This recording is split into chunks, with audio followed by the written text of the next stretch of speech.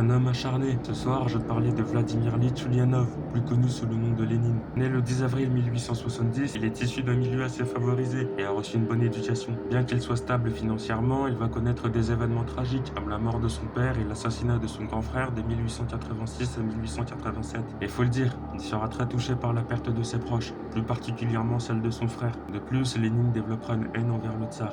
Quelques années plus tard, après une brève carrière d'avocat, tout va s'enchaîner. Premièrement, il rejoindra le rang des marxistes pour manifester contre la politique tsarienne. Deuxièmement, il va créer en 1903 le parti radical bolchevique, qui crie à la révolution immédiate. Dommage pour lui, mais il sera considéré comme trop dangereux pour la Russie et subira un exil. Mais quand il va revenir, je peux vous dire qu'il va tout retourner. Déjà en 1917, il va organiser un coup d'état qui lui fera prendre en quelque sorte la tête du pays. Un an plus tard, il fera la terreur rouge. J'ai fait une vidéo dessus, n'hésite pas à regarder pour mieux comprendre. Et 4 ans plus tard, en 1922, il déclare officiellement que la Russie se nomme l'URSS. Évidemment, là ce sont les plus grandes actions de sa carrière, mais il en a fait d'autres. Pour conclure, il va mourir le 21 janvier 1924 à cause d'une succession d'AVC qui, on va le dire, lui ont clairement tué le corps. Et ça sera génial pour Staline, et je t'en parlerai plus tard. En outre, malgré ses actions parfois choquantes, Lénine a fait de grandes choses. Il a renversé la tradition des tsars en Russie et c'est le premier homme à avoir instauré une république communiste dans son pays.